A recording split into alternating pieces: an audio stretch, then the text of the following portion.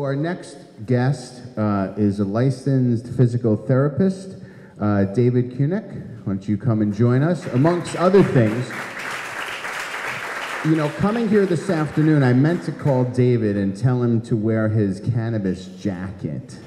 Right. Do you have cannabis pants too? Of course. Yeah, okay. So just imagine this guy in a cannabis jacket. So. I've been wearing a cannabis jacket for the last 7 years in the cannabis conference circuit, as I would call it, and it got to a point where if I don't wear the jacket, people don't recognize me. Yeah. But if I gotta do a meeting, everyone recognizes me. There you go.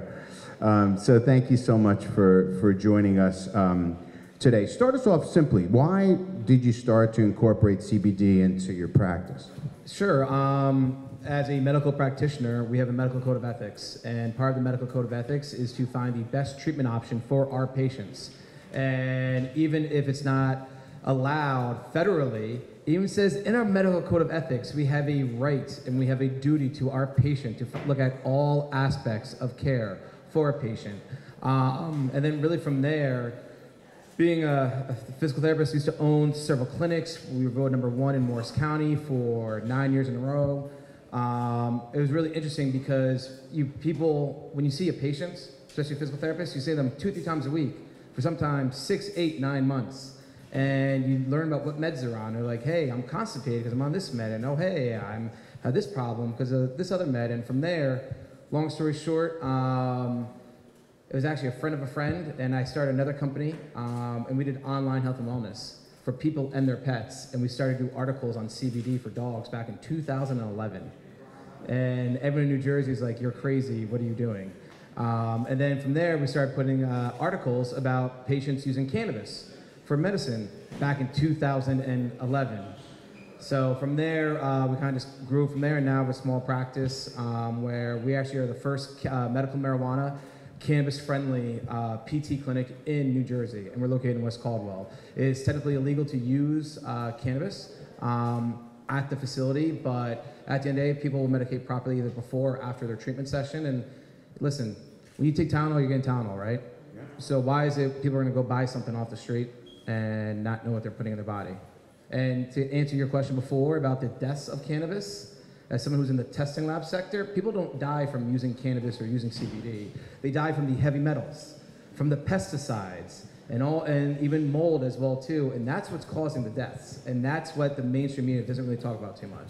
Sorry for the long-winded answer. Yeah, no. I mean, that clarification becomes increasingly important because as we move from a totally unregulated black market underground, right, to a product that is tested and you can look at a certificate of analysis to see what's in it and what's not in it.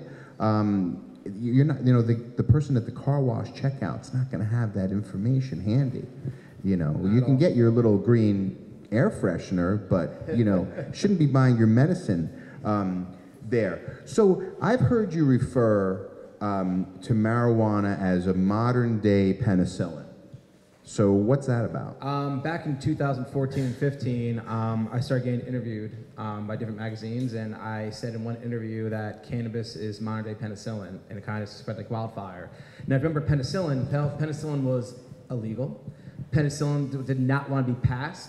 It took over 12 plus years for penicillin to be allowed. Dr. Fleming, who came up with penicillin, pretty much got shunned by his own association. And then what happens in 1945? He wins the Nobel Peace Prize. Interesting. All right, and from there, it really is modern day penicillin, where at the end of the day, as a medical practitioner, no matter what, it's in our code of ethics to look at every treatment possible. And when you really look, once again, the medical code of ethics, you need to go to the next level. Dr. Fleming did that with penicillin, and all of us medical practitioners are doing that with CBD and cannabis.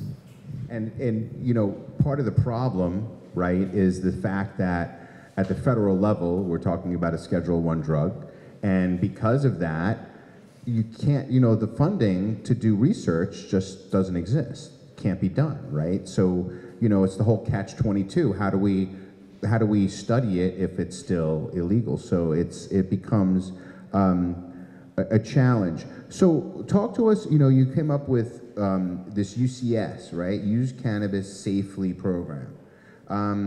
Why did you decide to do that? At the end of the day, when you go to a doctor, or nurse practitioner, anyone who prescribes medication, they tell you the list of the side effects. If I went to go see Dr. Leviant and I had a question about my prescription drugs, he would tell me, hey, here are the side effects, here are some things to take it.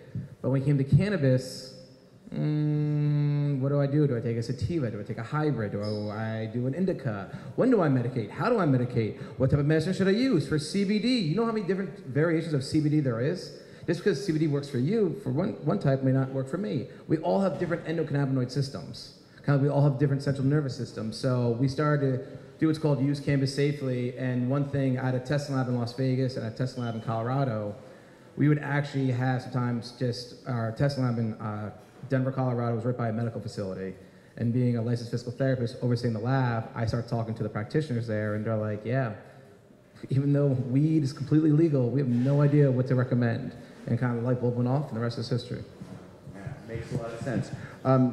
So, you know, I hear this over and over again, and it infuriates me. And Holly and I were exposed to this just a couple of nights ago, right? When you talk to somebody, and, you know, we walk around, right, with our conversation starters. Yes. I talk about that, you know. Great shirt, by the way. And it's a kind of, yeah, it's a kind of, you know, it's a lean in kind of thing. You know, people see the pin, right? And they lean in, they go, I didn't know you were Canadian, you know.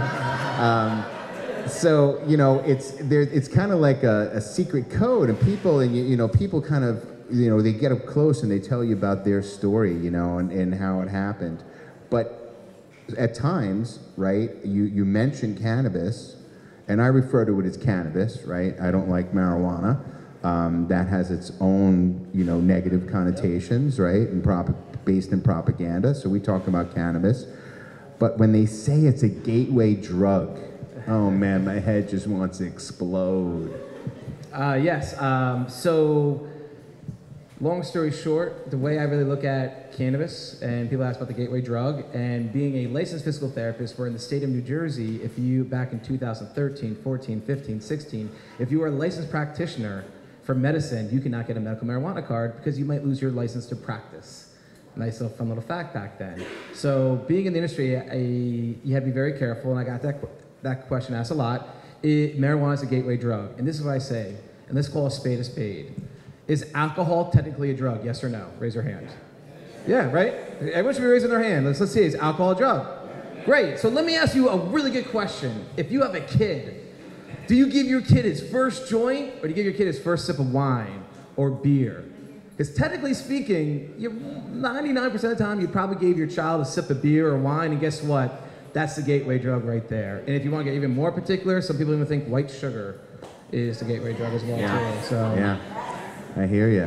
So we asked you to see if you could relate some testimonials from some of your patients that you worked with, and you got a no, like they didn't want to participate. I got 9 no's. 9 no's. 9 no's. What's that about? Very simple. There's a lot of prefixed ideas, and when people have prefixed ideas about this industry, you know, people don't want to know, don't want to talk about that they use medical marijuana because, and here's a great question. I love people say, oh, you're in the weed industry? Do you smoke? I'm sorry, what pills do you take? You know, if I medicate or not, it's not anyone's business. It's my own. But that's really what you're doing, and from there, what happens is, sorry, so that's what you thought for a second. You guys get all excited. No, it's, you know, it's all about perception, and when you talk about cannabis as you know, in an intelligent way, and you share. No, go ahead, finish your thought. Yeah. So sorry. Really, so the 9 people said no. We actually joked about this again over the last week about that part. But the other thing is too is that some of these people, to be very frank, they're government officials. Some of these people run $20, $30 million corporations. There's one guy, actually one of my investors, worth more money than I know what to do with, and he medicates 4 times a day. You have no idea, and the people he associates with have no idea he medicates, but that's what he does. He hates taking any type of other drug. He medicates instead. Yeah, well, I mean, it was funny. 2 weeks before my surgery, during the pre-op, you know, they said, well, if you use any substances like cannabis, you have to stop 2 weeks before. I said, are you kidding me? That's when I'm going to need it, the 2 weeks before. And she said, well, we'd be happy to write you a prescription for Xanax. And that goes back to UCS, Use Cannabis Safely. They don't know. And what's interesting is, first off, everyone here, give yourself a round of applause because you're doing the right thing by being here and getting educated. So kudos to you, first off.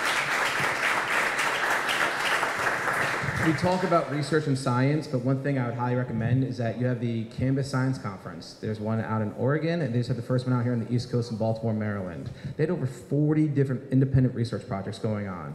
It was amazing. It was all doctors, physicians, people who are really working to get everyone here in this room educated about CBD, about THC, and how to use it as a proper medicine. And if you're thinking about getting into the cannabis space, if you're thinking about investing, you're going to want to cozy up to this man here because he can enlighten you. So, David, thank you so much Thank you very much. being here Appreciate it. tonight. Thank you, everyone, for being here.